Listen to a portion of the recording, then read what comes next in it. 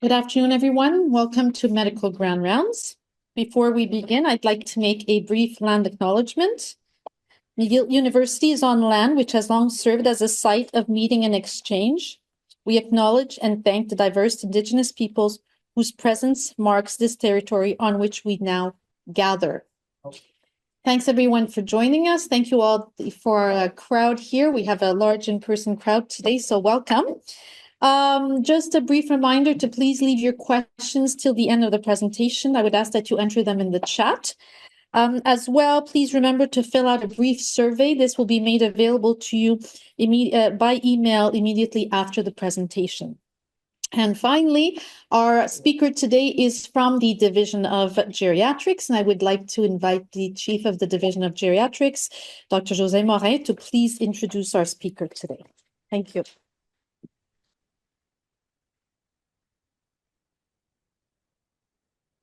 Hi, everyone. It is my pleasure and honor to introduce you our speaker for today's conference. It's Dr. Alexandra Papaioannou, who is a professor of medicine at McMaster University, Geriatric Medicine Specialist at Hamilton Health Science, and Executive Director of the Geras Centre for Aging Research. She holds a Tier 1 Canada Research Chair in Geriatric Medicine and Healthy Aging. She is the lead clinician-scientist of the Canadian Geriatrics Society Frailty Working Group and a member of the Global Frailty Network. Dr. Papaioannou is the chair of the Regional Geriatric Program Central and past director of the Division of Geriatric Medicine at McMaster University. She is the recipient of the 2023 CIHR Institute of Aging Betty Evans Prize for Knowledge Mobilization in Aging. She has an incredible publication track record. It's impressive, makes me shy. 416 peer-reviewed publications, 20 book chapters, and an incredible number of abstracts published as well. She has mentored more than 150 research trainees, from undergraduate to postdoctoral fellows, many of whom have received nationally funded awards. Her program of research is focused on bringing the best research evidence to the front lines of care for older adults to age with dignity and independence. So, Dr. Papaioannou, please welcome. The title of her presentation is Improving Frailty and Building Intrinsic Capacity in Older Adults. Merci. Je suis honorée à présenter McGill avec beaucoup d'amis. Yes. So at the end of the presentation, we'll be talking about the concepts of intrinsic capacity and frailty in older adults. And there we go. And new models of geriatric care developed by our Geras Centre for Aging Research at McMaster and Hamilton Health Sciences. Despite all of us being in acute care that are here, we are not ready. This is no surprise, but CIHR's publication of the demographic shift that folks are really aging very quickly in North America and, in fact, internationally. We have one of our trainees here at McGill from Thailand joining us today. Why frailty matters in Canada is we have 1.6 million Canadians facing frailty. That is going to be close to doubling soon in 2030.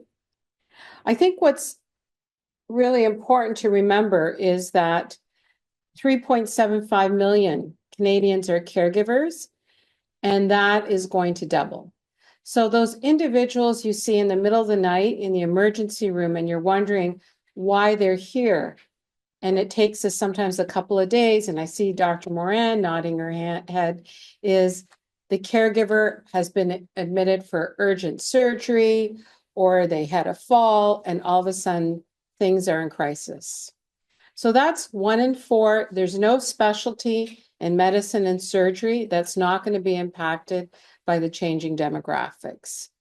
This is just to highlight PGLO as our provincial Ontario group, and the age groups where frailty impacts are particularly those over 85, where you can see is it can jump up to 50%.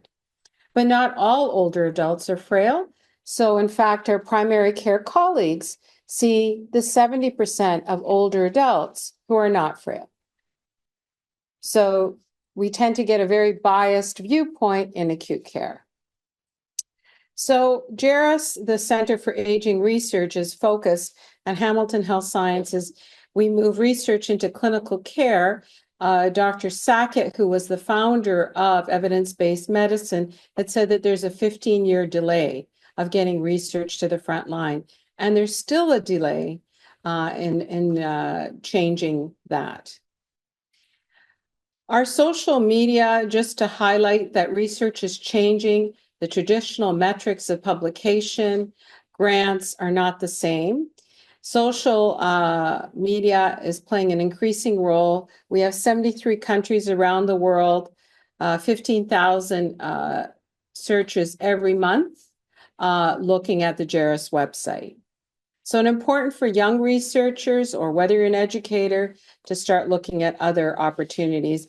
And we're excited that one of the Betty Haven Knowledge Translation Award, funded by CIHR, we're launching Geri podcast that's available on our website. One of our first is here from Dr. Gustavo Duque here at McGill, Understanding Geroscience. So they are available right now on the Geras website. You just have to Google Geras Centre, and it's available. And for those who are particularly interested in geriatrics or aging, Dr. Irene Turpie and Dr. Chris Patterson, some of the international leaders of geriatrics, and for sure in Canada, talk about the history of geriatrics. It's a fascinating talk. So what is frailty? Frailty is a medical condition of reduced function and health in older adults, resulting in geriatric syndromes. So people don't come in and say, I'm frail. How do they show up in our clinics and on our units? They have a fall. They become immobile. They become delirious, incontinent, or have medication-related harms. These are the geriatric giants. These are how older adults present with frailty. And there's mainly two models, and we don't have international agreement on which to use. There's the frailty phenotype and the frailty index. This is one of my favorite publications from the Lancet, Dr. Clegg and Dr. Rockwood. And it really identifies why when the family comes up to you and says, my mother was driving last week, what did your hospital do to her? What did you do to her that she is now needing a nursing home? And I see some nods. Jose Verdun is nodding her head. This happens all the time. So when you have no reserve because you're frail, you know when your gas tank is a quarter empty, how quickly then you're looking for the gas station versus when it's full, you seem to go for miles. This is the same analogy with frailty. There's very little reserve in a frail older adult, so it just takes a urinary tract infection. It takes us discharging them on 3 new diuretics, antihypertensives on a Friday, then they show up with their fall on Sunday. So people say you can sometimes do the eyeball test and determine who's frail. Do they look weak, loss of mobility, appear kyphotic? How good is that eyeball test? Well, somebody actually did that. They looked at, had 94 healthcare professionals, and there was a weak agreement with the eyeball test. And this was done with cardiologists. It's not a reliable or valid way to determine frailty. So forget the eyeball test. Now, Dr. Linda Freed is a geriatrician and the first dean at, a female dean at the University of Columbia in public health. She developed the frailty phenotype, which is a physical way to measure frailty. This includes weight loss, exhaustion, slow gait speed, weak grip strength, low energy. And sometimes I know residents and faculty feel like they're frail when we've done this little test. It is hard to operationalize it in your clinic. It can be very helpful for research.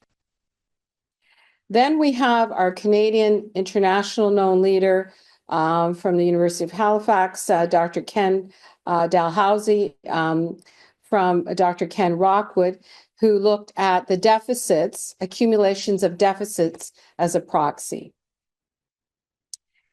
And these deficits, you can see, because we're so focused, especially in internal medicine, on disease, is just one of them. The deficit includes things like mobility, cognition, mood, social vulnerability, which increasingly plays a role, and I'll show you how much of a role it's playing in frailty in Canada. So something that is in geriatrics we hold dear to our heart is function. So we'll often be asked to see individuals. It's not their current function in hospital. What were they doing 2 weeks ago? There's also the visual clinical frail scale, which is very helpful, that some people are using as well. So in terms of defining frailty, I think this is a surgical presentation, but I think it's a great visual. If you're fit, you have a stressor, you're resilient. So the opposite of frailty is resilience. When you're pre-frail, you have some resilience with a bit of rehab, outpatient rehab often, you bounce back. The frail do not have a lot of reserve. Those are the inpatient rehab units, the long stay, slow rehab. The frailer you are, the worse outcomes. And frailty research is actually, despite us hearing it, Courtney Kennedy, and I see one of our leaders, two of our leaders in the room, Dr. Goldsman, who was the scientist who led CAMOS, and subsequent Dr. Moran, first published when there was only 100 publications on frailty using the CAMOS database. And Dr. Lee, who was one of our postdocs, published in GLOW. What they found was that a fracture, independent of age, independent of sex, and all the other controlled variables, really predicted frailty, hospitalization, disability. So frailty was independent predictor. Then we've developed a frailty index in the Canadian Longitudinal Study of Aging. One of the centers is here at McGill, and one is at McMaster, and one in Halifax. In terms of the coordinating center. This study was led by Lauren Griffiths, and it was a fascinating study as a geriatrician. So I don't want to use the pointer just because there may be another glitch. But what you'll see is the 45 to 54-year-olds who had the social dimensions of determinants of health were frailer than the 85-year-olds. And you've got to remember that these are volunteers who are fairly healthy going in to a longitudinal study. So this is just the tip of the iceberg. And we're starting to see those 45 to 65-year-old people. I often say this on our rehab unit, that the frailer patients, it's not the 90-year-old. I'll often get them home. It's the 70-year-old, the 65-year-old who comes in frail. Increasingly, we have referrals of the 60-year-old. So what really is very important in this study is it's a Canadian-led study showing that in both sexes, but particularly the males, the younger individuals with social determinants are an important reversible factor in frailty. Why does frailty matter in our hospitals? This is a meta-analysis published in The Lancet because it increases mortality, increases length of stay, increases transfer to someplace other than your home. The readmission was less consistent. So we talked a lot about frailty, but increasingly we're talking about intrinsic capacity. Can I have a show of hands in the room? How many of you have seen the Blue Zones on Netflix? Anybody? Nobody? 1, 2, excellent. For everybody else, you have to register on Netflix and watch the Blue Zones. Because the Blue Zones focus on intrinsic capacity and talk about all the things that are the opposite of frailty. Strongly encourage you to take a look at that because everybody's going to want to do what they're doing in the Blue Zones. So what is intrinsic capacity? By the way, older adults and younger adults hate it when you use the word frailty on them. They really don't like it. So intrinsic capacity is first described by the World Health Organization as the focusing on the positive aspect, 5 domains: locomotion, vitality, cognition, psychological, and sensory. They're talking about capturing the intrinsic capacity. And so trying to optimize that intrinsic capacity rather than focusing only on disease. So how do we assess for these things? Cognition, time or intention, 3-word recall. In my osteoporosis clinic, I won't do a full cognitive battery, but I can easily do that in less than 5 minutes. Psychological, are you feeling sad or blue, is a very quick, easy screen. Vitality, if people are obese, have high BMI, abdominal obesity, grip strength, they may not be as vital as they can be. What are people's locomotion? You don't have to be a geriatrician. Does a person get out of the chair or do they rock? Do they need to hold on to the chair, the handrails to get up? Sensory. I can't tell you how many people we've seen in the hospital. Does a patient have dementia and they just couldn't hear?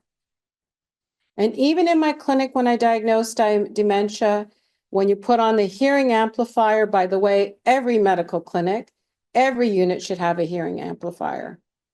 Even with hearing aids, people look like they're not paying attention. Even with moderate to severe dementia, all of a sudden they're looking at you in the eyes. Hearing amplifiers are $80 to $100. Anybody much cheaper than a $3,000 hearing aid. Not saying that you don't need a hearing aid. So this slide really integrates the concepts of frailty versus intrinsic capacity. In the middle of the diagram, you see age-related disease, and that stressors and how we cope with stressors is dependent on if we boosted our intrinsic capacity, if we stayed active. So an active older adult with a stressor can sometimes will bounce back versus somebody who has poor intrinsic capacity, has a stressor, becomes frail, sarcopenic, and falls. This slide from the World Health Organization is really focusing on health services, is getting us to think outside the box. That in the community, we need to start focusing on that declining capacity. What things can we do? And I'll talk about some of them.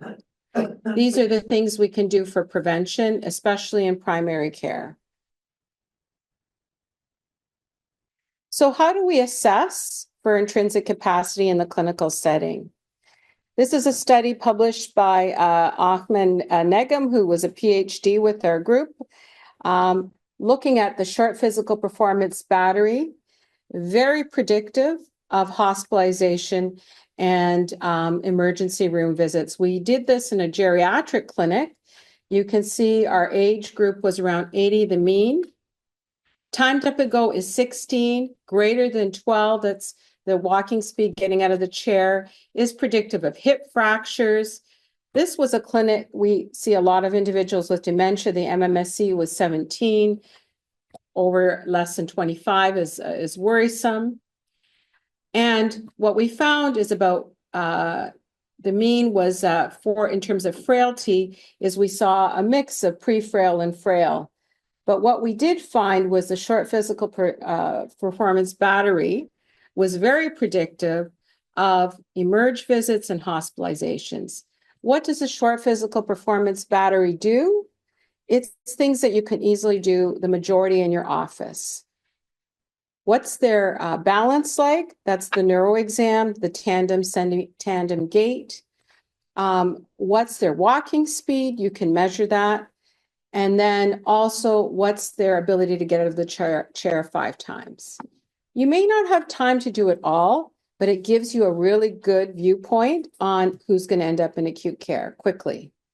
All right, so I'll just skip that slide. Another test that you can do or tool you can use is Dr. Courtney Kennedy, a PhD with their group, who's also an occupational therapist, developed with their group, including Ken Rockwood.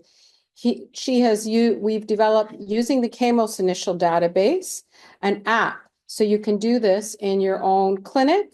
Patients can do it. It takes about 12 to 15 minutes to do the frailty index.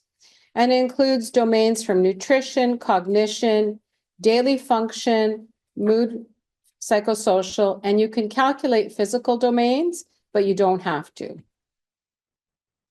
And so we have validated it in our clinic, and this shows our validation, and we've just submitted for publication. It's unfortunately only in English, but we're trying to develop the localization in our hospital to have it in French and other languages. And this is yet not published or presented, but what's exciting about our app is that it seems to be sensitive to change. So a lot of the tools on frailty are discriminatory, so they distinguish if somebody's frail or not frail, but they're not evaluative. They don't detect if an intervention made a difference. So this, we believe, will be very helpful for researchers. So what we're finding is on our rehab unit that it was able to detect change. Is rehab actually effective in reducing frailty? So what interventions improve frailty?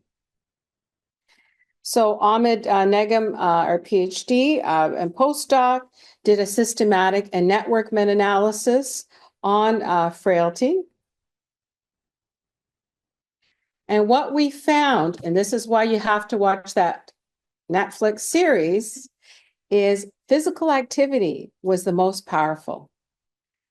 And what most of us don't learn how to do is how to prescribe physical activity. Whether you're a cardiologist, general internist, or a geriatrician, that's not something that we often think about. And then physical activity and nutrition was the second most effective. Now, how do older adults describe their mobility? This is a very interesting research, and there's often a disconnect by Isabel Rodriguez, who had been a postdoc with our center. And what we found is that people who were older thought they were much more mobile than they were. That if they were doing something like reading or watching TV, they thought they were active, that they were engaged, that was not a sedentary behavior. And you can see, being in Canada, it was a small sample, but spring versus winter made a huge impact if people were mobile. The average step count in the winter was between about 2,000 to 8,000. So how do we build intrinsic capacity, prevent and treat frailty? Just to highlight a number of these studies that are at the Geras Centre, funded by CIHR grants, were featured in the Ontario Hospital Association. The hospital is interested, is there novel ways we can approach and treat individuals? The virtual Geras dance and virtual frailty rehab, we did these studies virtually at home with iPad technology. And it was funded by the Juravinsky Family and Research Fund. And now they funded a $2 million grant, including cardiology, oncology, respirology, and geriatrics, to expand using Cloud DX technology, virtual rehabilitation. So anybody who takes care of frail older adults who's a caregiver, it's not that easy getting them out, especially in the winter. Or we discharge them and they need a bit of rehab first at home before they can get out to the community. And I'll talk a bit about more Geras Fit Joints and the Frailty app. Lots of interest. This is, I have to say, for researcher, one of the best ways we found to recruit is get your local community paper to talk about your research. This was the easiest way we had, painfully trying to recruit from clinics. When these articles were in the Hamilton Spectator, we had 400 calls the very next day. And actually, people were pretty accurate at identifying if they were frail, or they were accurate identifying their family. And so the visual on the right is optimal fitness. And one of the interventions includes Nordic poles. And the gentleman in the blue shirt was over 90, and he said, it gave me back my life. And another patient who had a stroke, who had received rehab, but after optimal fitness was now able to get off the floor when she fell. And the visual on the left is we've developed a program called Geras Dance, but this was tailored by the Hindu community, and they developed a Bollywood program.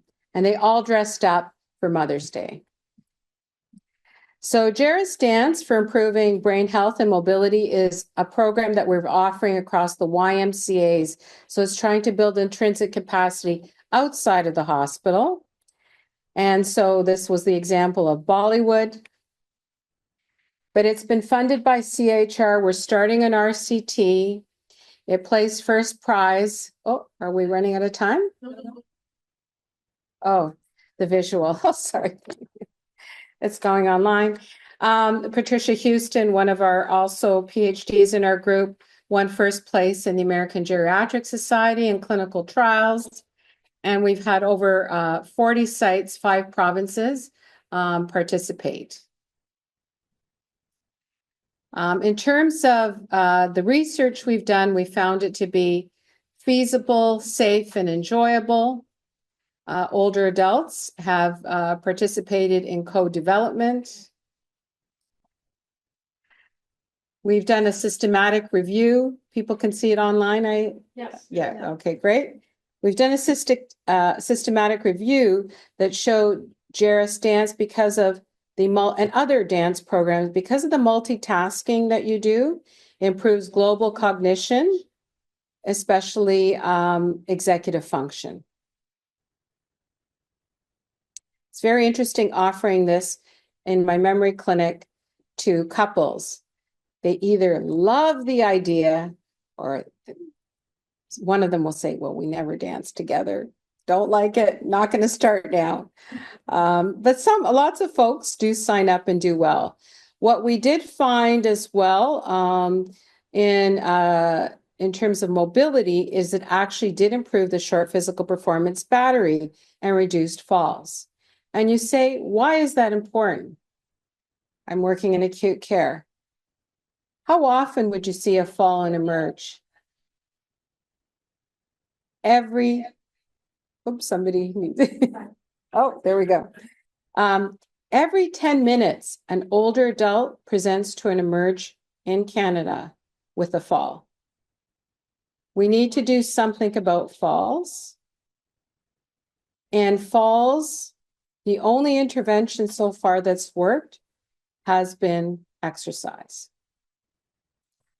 The highest yield and multifactorial falls assessment. Another study we're doing with our orthopedic colleagues is Fit Joints, which is a multimodal frailty intervention. We believe that, and this is actually from the orthopedic surgeons in our group, that everybody who is now going for orthopedic surgery will be screened for frailty. And if you don't meet a certain cut point, you'll need pre-rehab that includes nutrition, exercise, and medication review. This trial is still underway. This is some work done by Ashley and our master's student. One of the challenges with geriatric research, especially frailty research and intrinsic capacity, is that the interventions are not outlined so clearly in the article that you can replicate them. And tidier is one way that you should be using to describe interventions. And this is showing that very few of the studies that were published in orthopedic rehab met those criteria. So in terms of frailty rehab, we talked a bit about the virtual frailty. We certainly found that very helpful during COVID-19, but we're having a number of family docs, a number of caregivers say, why hasn't it continued? Especially if you're a caregiver and you're at home, it is challenging during the winter months. And we found that out of this was using the re-aim assessment of a program feasibility. We found that over 80% of the individuals were satisfied and would continue in the program. The technology is now increasingly, you press a button with these companies like CloudDX and it connects you immediately.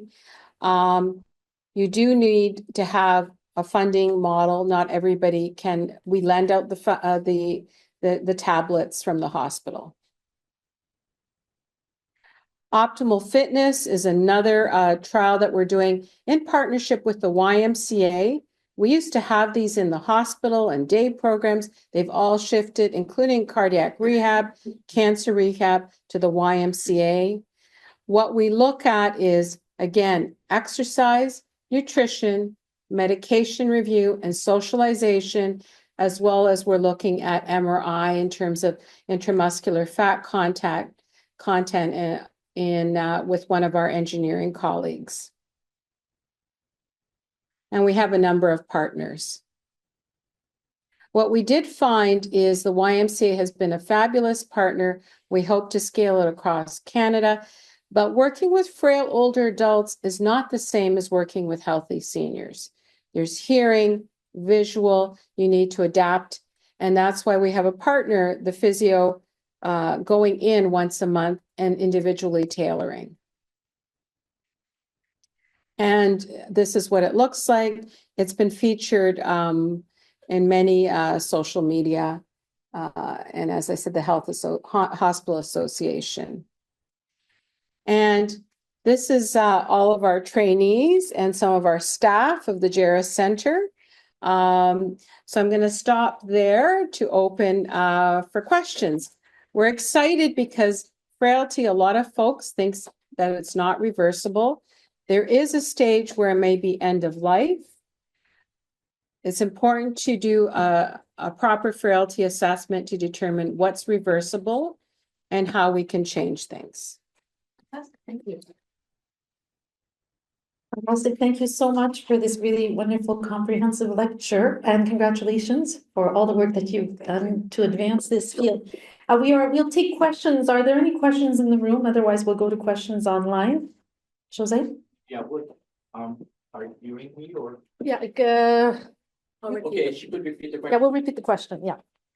It's no doubt that exercise is the best modality to improve and reverse frailty. And I've been engaged in some of these trials here in Montreal. But the difficulty is after the end of the trial to have them adhering to this exercise on the long run. What do you think is needed to stimulate the interest and all the rest, you know? So Jose's question was, he's been involved in a number of these trials and people get really engaged. They're often 12 months to 6 months and what to do after. Why partnering in a setting like the YMCA has been very helpful for us is once they rehab to a certain point, I had one patient come in and say, "Doctor, I've thrown away my walker." And I said, "How did you do that?" And indeed, she went from 3 out of 12 on the short physical performance, which means high risk of admission, to 12 out of 12. What she did is she graduated from our program, but there was a menu. of other programs in a setting that she could pick. And the social supports of that network are really critical. As everybody here who exercises in the room, it is challenging regarding any age. So trying to be in a setting where it's not a healthcare institution, more health promotion, I think we need to shift that nidus outside. And it does, the YMCA or senior centers will adjust to income. Thank you. Yes, George? Great talk. There are a lot of different publications on exercise and the amounts that we need, and also a lot of discussion about nutrition. You mentioned exercise and nutrition are the two most important. Can you be a little more specific about what you recommend? All right, so the question was that there's been a lot of publications, guidelines on exercise and nutrition, and exactly what are the specifics. So certainly for falls, functional exercise and balance is really the key. Walking is important, but it's not going to change your falls risk to the same extent. And you need 180 minutes a week, which is not a small amount. So there is a dose effect, but 20% reduction in falls when we have people showing up in the emerge every 10 minutes is pretty high yield. So that really, in terms of the exercise, is the highest yield. In terms of nutrition, we have Jose Morin in the room, who's an expert. Jose, do you want to comment on nutrition? Certainly. Come up.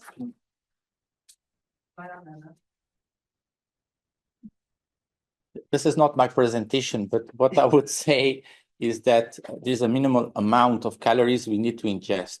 And I always tell older persons, do never miss a meal, 3 meals a day. The amount of protein is also important because you should be eating, especially if you more advanced age, 1 to 1.2 grams of protein per kilo body weight. The question is, it's very theoretical, isn't it? But think about a 3-ounce steak or a 3-ounce piece of fish as about 20 to 25 grams of protein. And there is the equivalent in terms of cereals, in terms of having dairy products. You know, a yogurt is about 9 to 10 grams of protein. So you have to ingest per meal about 20 to 30 grams of protein. I've done a study in which optimal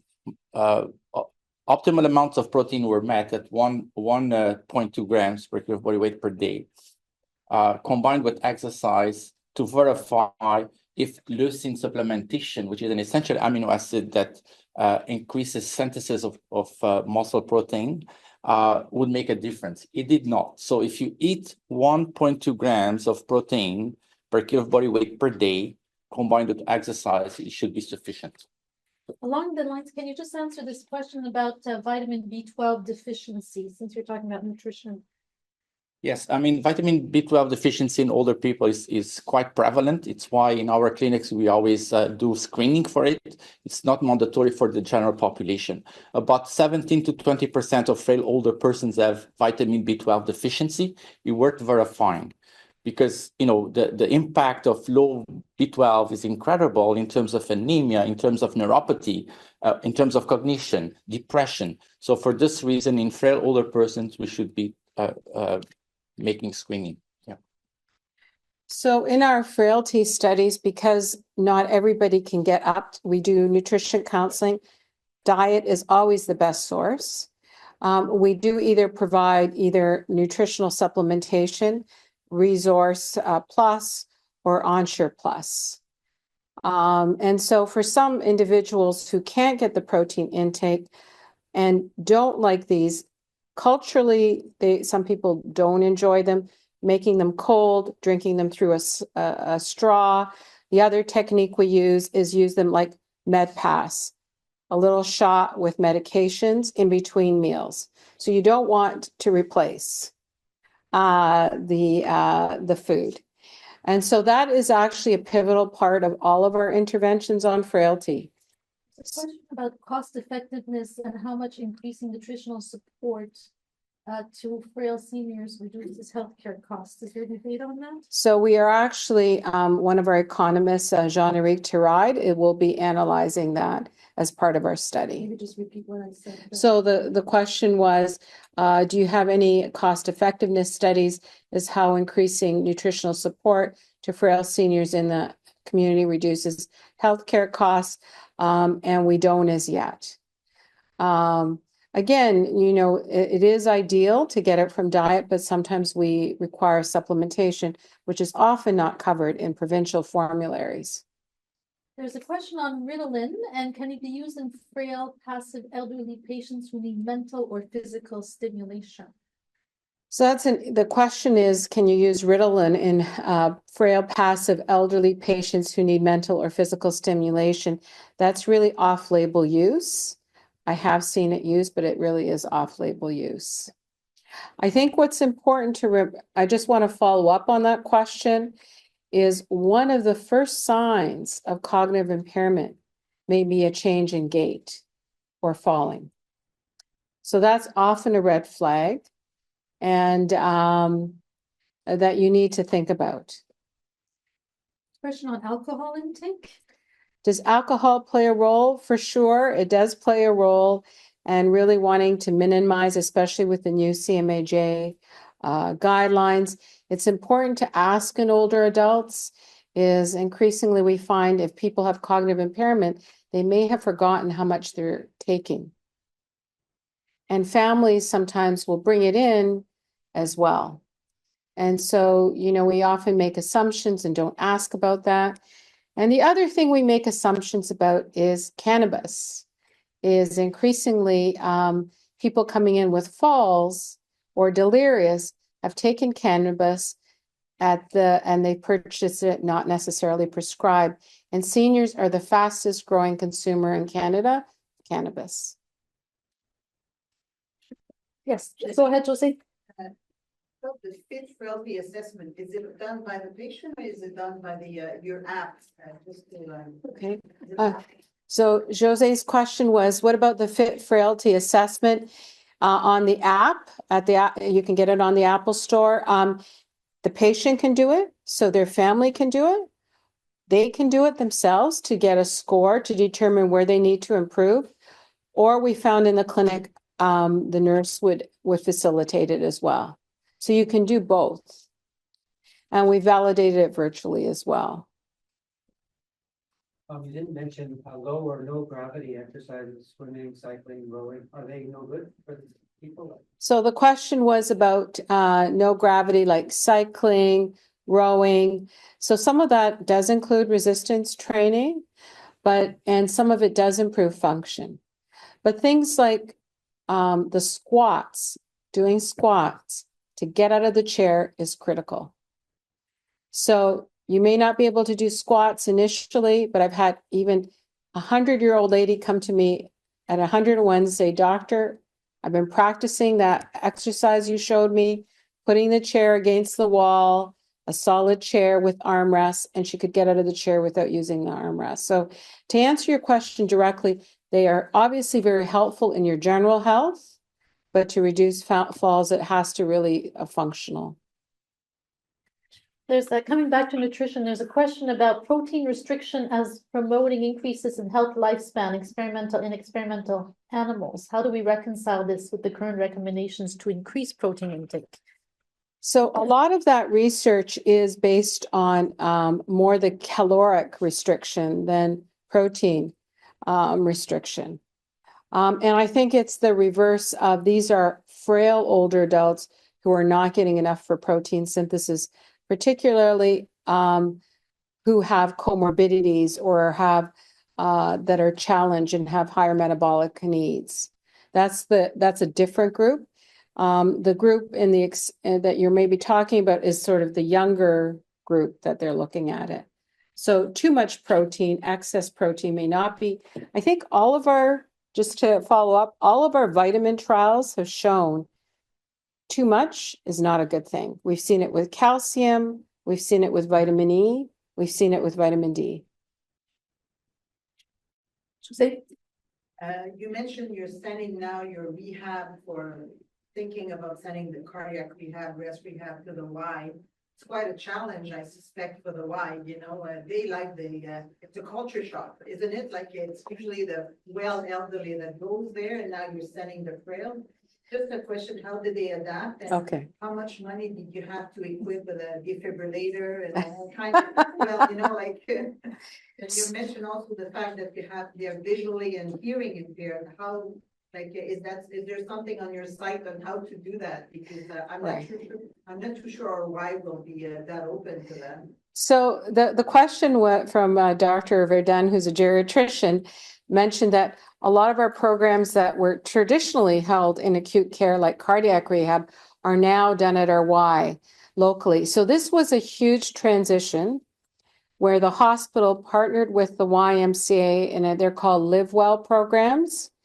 And what they did was moved the resort. They would have a physio consulting and build capacity in that team. So it is a transition, and it has gone very well. And individuals like that they're working in a healthy environment, health promotion environment, rather than the hospital. It's empowered and engaged them. So it is a partnership. And we do actually have a checklist developed on our site. What are the things that kinesiologists have to, or exercise therapists have to learn about when dealing with the frail or older population? As I mentioned, we've shifted the oncology rehab as well there. And it's not for everybody, but not everybody joins groups or those places, but it certainly meets a growing need. that's good. You showed us some disturbing data on hospitalization, which we already have long lengths of stay and not enough hospital beds. So prolonged hospitalization as an example. Does it make a difference, or is there any data to show that it makes a difference if you identify at the time of admission or at the time of presentation who has frailty in terms of those, lengths of stay? So the question around if we identified people early enough, can we make a difference?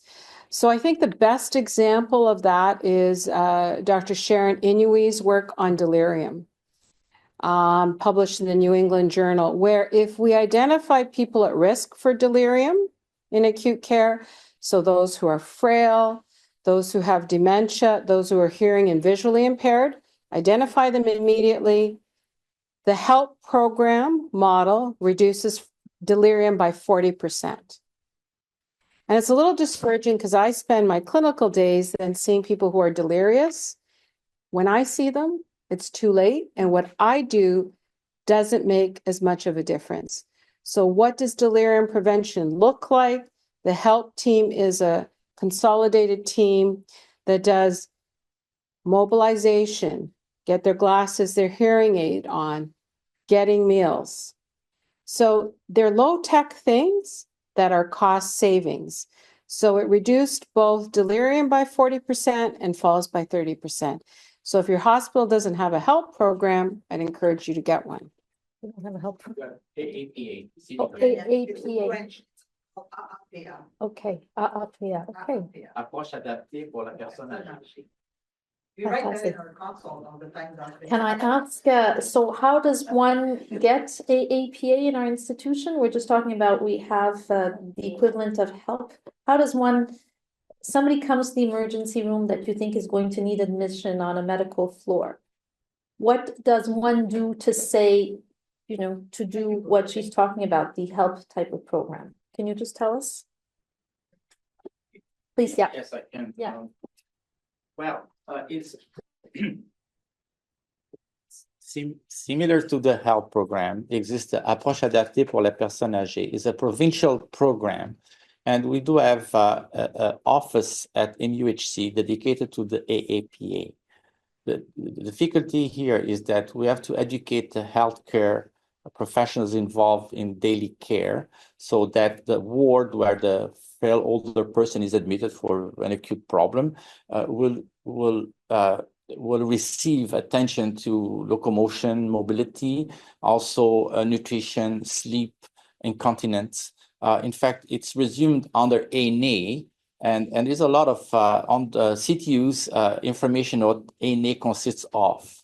A for autonomy or mobility, but this is the responsibility of the team as a whole, from the medical students to the OT to the physio, to so that in this approach we could decrease length of stay and decrease delirium, because with delirium it increases the length of stay, but it has to be a joint effort.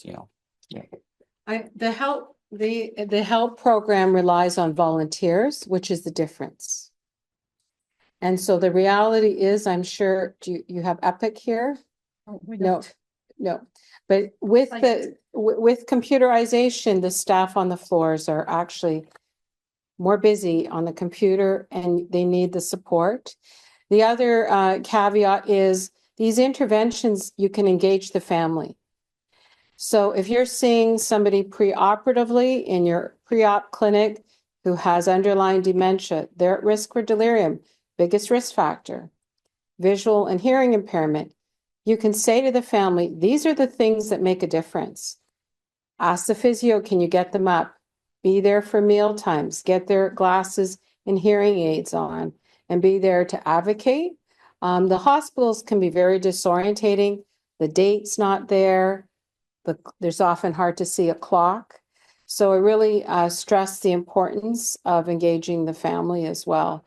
But it's a very powerful intervention that decreases length of stay. Fantastic. Okay, are there any other questions? Otherwise, oh, yes, go ahead. You mentioned the importance of the hearing and hearing loss, and you mentioned the use of amplifiers. What are those? That turning the radio louder, or? So I mentioned the importance of hearing, and the Lancet Commission has really right now shown that we can prevent 40% of all dementia. Hearing was one of the biggest risk factors. So I mentioned amplifiers, hearing, having your hearing tested. As health professionals, we really, when people aren't looking at you in the face, when you're interviewing them, don't make assumptions. Put on a hearing aid or the amplifier. Maybe your foundation will also support that as well. Thank you. A very, very big thank you for joining us today. This is really an outstanding rounds, really very, very interesting, very helpful and informative. Thanks everyone for joining us online and everyone for joining us in person. And we hope you enjoy your stay in Montreal. Thank you.